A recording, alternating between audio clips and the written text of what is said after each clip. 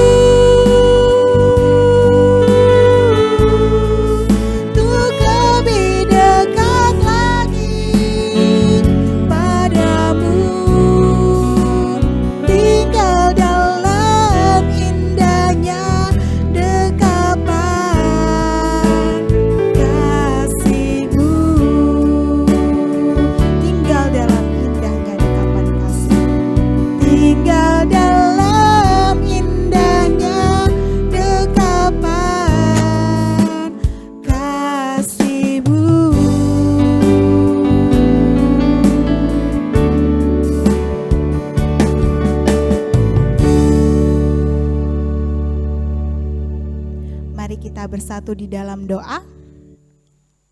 Tuhan Yesus yang baik, terima kasih Tuhan atas segala penyertaan Tuhan yang luar biasa pada kami dalam setiap aktivitas kami Bapa. Engkau ikut campur tangan Tuhan, membimbing kami, menuntun langkah kami Tuhan. Kami mengucap syukur Engkau juga memberikan berkat-berkat Tuhan.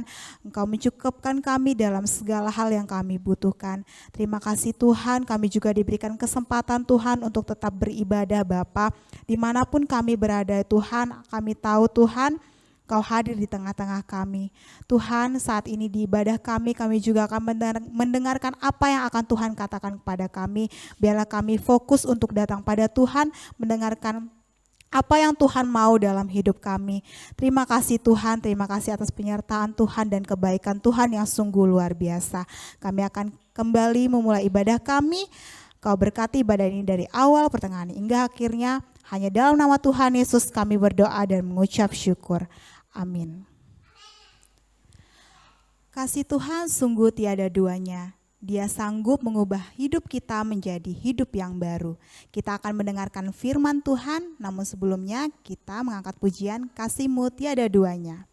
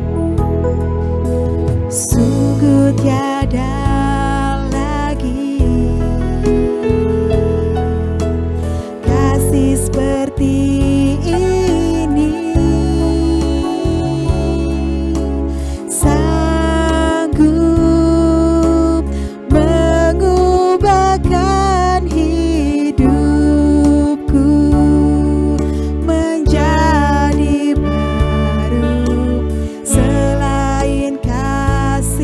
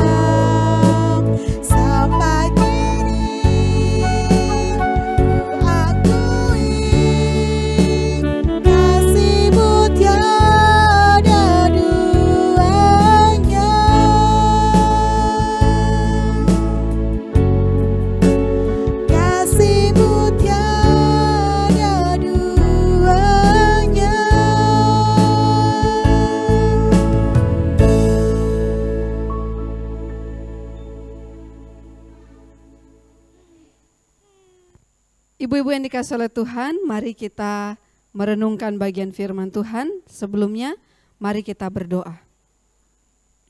Bapa, dalam nama Tuhan Yesus, kami bersyukur buat kebaikan dan kasih Tuhan sepanjang kehidupan kami.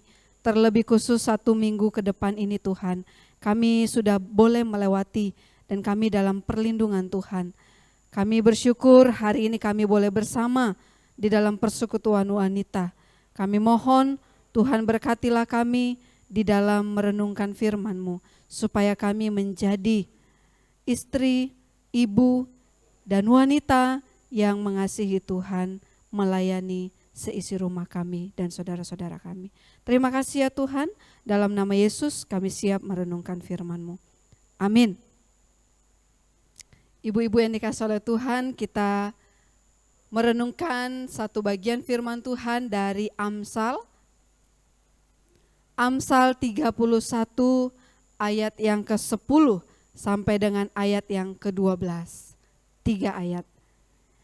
Sekali lagi, Amsal 31 ayat yang ke-10 sampai ke-12.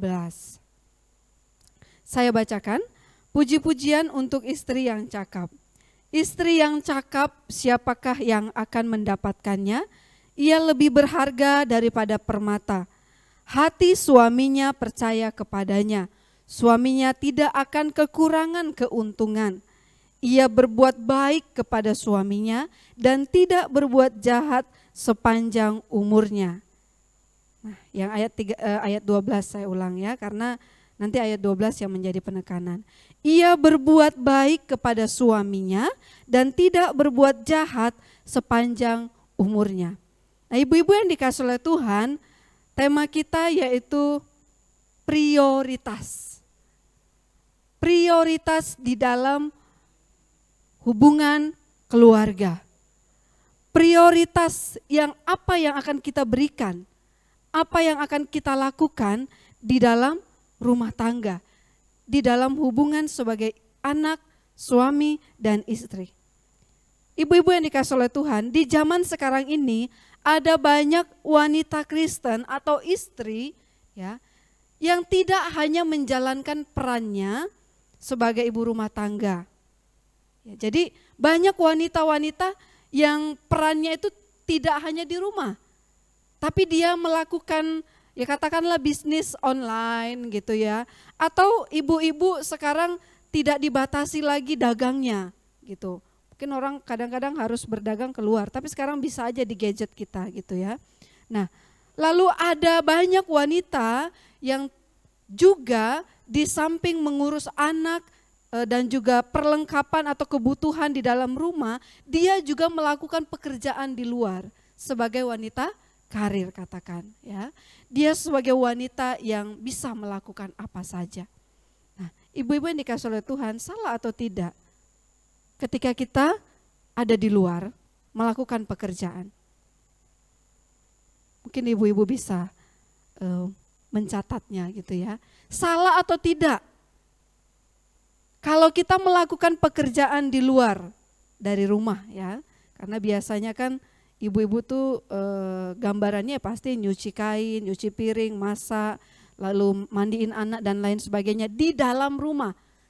Tapi ada wanita, ada orang Kristen yang memang juga harus bekerja di luar sana. Salah atau tidak? Mungkin ibu-ibu bisa menjawabkannya, memberikan jawaban. Nah, ibu-ibu yang dikasihi oleh Tuhan, tidak ada yang salah. Tidak ada yang salah. Selama wanita itu, selama seorang ibu itu tidak meninggalkan perannya yang sesungguhnya. Peran prioritasnya. Ya. Kalau kita mau berdagang, otomatis ibu harus bangun lebih pagi. Gitu ya. Otomatis seorang ibu harus mempersiapkan sarapan. Memberikan yang terbaik bagi anaknya. Karena memang prioritas seorang wanita Tuhan harus menolong seisi rumah itu. Nah, ibu-ibu yang dikasihi oleh Tuhan, bahwa banyak orang wanita Kristen yang tidak bisa menjaga ini. Maka terlalu banyak yang dikerjakan di rumah, dikerjakan di luar, dan itu membuat dia stres, membuat dia akhirnya letih, membuat seorang itu akhirnya tingkat emosinya lebih tinggi. Gitu. Apalagi sekarang masa Covid ya, ibu-ibu yang dikasih oleh Tuhan, ketika kita mendapat info atau mendapat berita dari suami kita, ada pengurangan karyawan, ada pengurangan gaji, atau pemasukan lebih kecil, maka mungkin ibu-ibu berusaha bagaimana caranya supaya kebutuhan tetap tercukupi. Bagaimana caranya? Selain tentunya kita berdoa, selain tentu kita meminta pertolongan Tuhan, pasti ada banyak cara yang kita buat, ada banyak hal yang kita kerjakan. Namun ibu-ibu yang dikasih oleh Tuhan, renungan firman Tuhan pada sore, pada malam hari ini mengingatkan kita bersama bahwa istri yang cakap, siapa yang mendapatkannya, dia akan menjadi permata, dia akan menjadi orang yang dipercayai oleh suami, orang yang dikatakan di sini tidak akan memiliki kerugian. Pria itu tidak akan merasa dirugikan ketika mendapatkan istri yang cakap itu. Istri yang bisa memprioritaskan keluarga dan segala urusan di dalam rumah tangga. Nah, ibu-ibu yang dikasih oleh Tuhan, dalam Kejadian pasal yang kedua ayat yang ke-18. Tidak baik kalau manusia itu seorang diri saja. Aku akan menjadikan penolong baginya yang sepadan dengan dia. Jadi tidak baik dia sendiri. Bukan berarti nggak boleh ada yang selibat. Memang itu adalah karunia-Nya. Ya. Ada memang yang memilih untuk mengabdikan dirinya sepenuhnya kepada Tuhan, gitu ya. Nah, tapi dasar firman Tuhan sangat jelas bahwa setiap kaum wanita itu adalah penolong. Jadi bukan tugas suami melakukan hal-hal di dalam rumah tangga. Ya, bukan gak boleh, nanti salah kalau saya bilang gak boleh itu salah. Bukan tidak boleh, tapi prioritasnya itu ada di wanita. Wanita itu harus bisa menolong seisi rumah, melakukan kegiatan di rumah, memberikan pelayanan di rumah dengan baik. Ya, ibu-ibu yang dikasih oleh Tuhan, istri yang cakap adalah wanita yang dapat menyeimbangkan segala sesuatu dan melakukannya dengan tanggung jawab. Jadi harus seimbang. Jadi dulu saya juga membaca satu artikel yang sangat luar biasa, dikatakan hamba Tuhan harus juga seimbang. Baik itu di rumah, di dalam rumah dan juga pelayanannya. Saya pikir ini bukan hanya hamba Tuhan, tapi setiap orang percaya, setiap keluarga Kristen harus bisa menyeimbangkan antara pelayanan dan juga kehidupan rumah tangga, antara pekerjaan dan juga kehidupan rumah tangga. Tidak ada yang melarang untuk kita berbisnis, tidak ada yang melarang untuk kita kreatif dalam menjalankan usaha. Namun mari kita lihat prioritas kita sebagai wanita adalah menjadi penolong. Nah, ayat yang ke-13 dikatakan, ayat yang ke-12 dia berkata, ia berbuat baik kepada suaminya. Wah, dan tidak berbuat jahat. Ini mengandung unsur hormat. Kalau kita lihat berita sekarang ibu-ibu, banyak berita ekstrim. Antara istri membunuh anak, atau istri membunuh suami dan lain sebagainya hanya karena kebutuhan, hanya karena sepele gitu ya. Nah, tapi di sini dikatakan ia berbuat baik kepada suaminya dan tidak berbuat jahat. Unsur yang ada di dalamnya tentang hormat dan dilanjutkan sepanjang umurnya. Nah, saya juga diingatkan karena ini sepanjang umur. Sepanjang umur itu sampai maut memisahkan.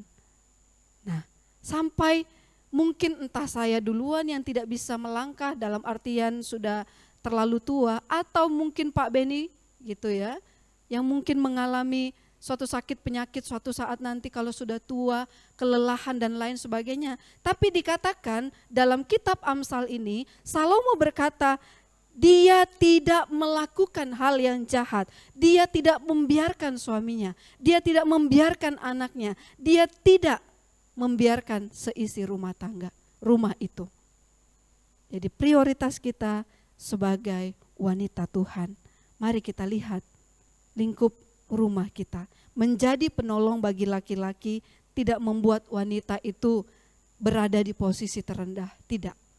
Menjadi penolong justru kita menjadi yang kuat.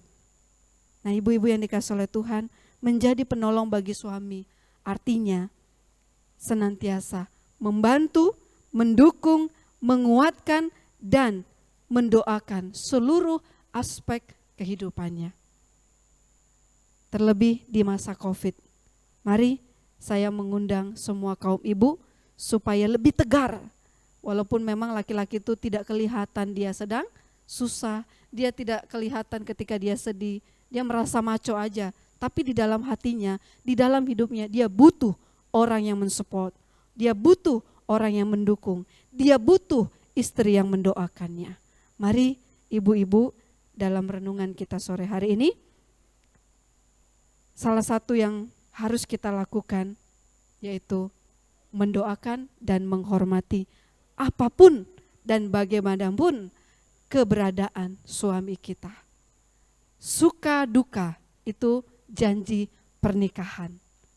Suka duka, sakit tidak sakit, susah atau senang, miskin atau kaya, itu yang kita ucapkan. Jadi mari kita bersama-sama berdoa untuk suami kita.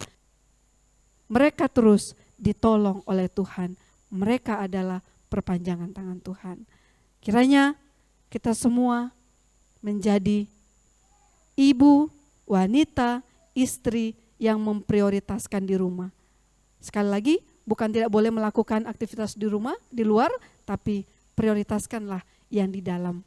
Hal sekecil apapun, maka akan terpancar keluar dari rumah. Tuhan Yesus memberkati ibu-ibu, Tuhan Yesus memberkati kita dalam melakukan tugas tanggung jawab kita sebagai penolong. Amin. Mari kita berdoa. Bapa, di dalam nama Tuhan Yesus kami bersyukur buat renungan yang boleh memberkati kami sore hari ini. Kami belajar dari kitab Amsal di mana Salomo mengingatkan kami supaya kami terus menghormati suami kami Tuhan. Supaya kami terus berbuat baik sepanjang umurnya dengan mendoakan, mendukung, memotivasi, memberikan ide-ide cemerlang untuk kemuliaan nama Tuhan, untuk keharmonisan di tengah-tengah rumah tangga kami masing-masing. Terima kasih ya Tuhan, berkatilah seluruh ibu-ibu yang sudah mendengarkannya. Kiranya Tuhan menjamah, kiranya Tuhan menolong supaya nama Tuhan dipermuliakan. Dalam nama Tuhan Yesus kami berdoa dan mengucap syukur. Amin. Ibu-ibu saya undang untuk bangkit berdiri. Kita menaikkan doa yang Tuhan Yesus ajarkan, yaitu doa Bapa kami. Bapa kami yang di sorga, dikuduskanlah namamu, datanglah kerajaanmu, jadilah kehendak-Mu di bumi seperti di sorga. Berikanlah kami pada hari ini makanan kami yang secukupnya, dan ampunilah kami akan kesalahan kami, seperti kami juga mengampuni orang yang bersalah kepada kami. Dan janganlah membawa kami ke dalam pencobaan, tetapi lepaskanlah kami daripada yang jahat. Karena Engkau yang punya kerajaan dan kuasa dan kemuliaan sampai selama-lamanya. Amin. Tuhan berkatilah seluruh kaum ibu dalam setiap aktivitas mereka, baik di dalam rumah, bahkan di luar, bahkan usaha, apapun yang mereka kerjakan. Dalam nama Yesus, berkat-Mu dan tingkap-tingkap langit tercurah bagi mereka, mulai hari ini, esok dan sampai selama-lamanya. Amin. Bapa, terima kasih.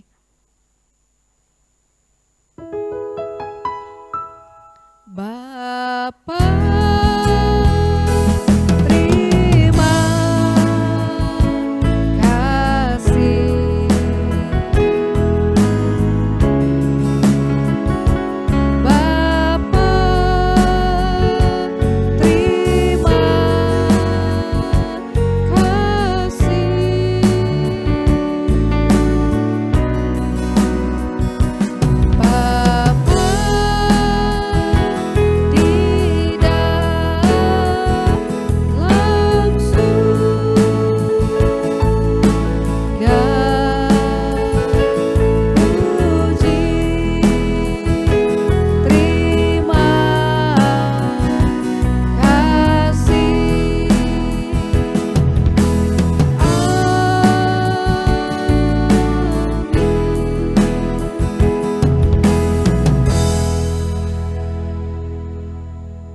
kita duduk sejenak dan bersaat teduh.